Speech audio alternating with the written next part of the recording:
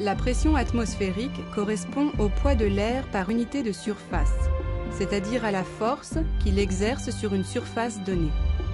On peut mesurer la pression atmosphérique à l'aide d'un baromètre à mercure.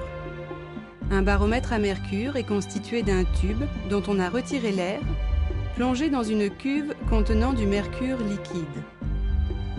En pesant sur le liquide, l'air le force à remonter à l'intérieur du tube.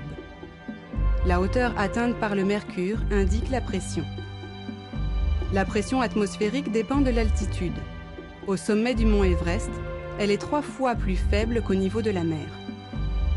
La pression atmosphérique varie aussi en fonction de la température.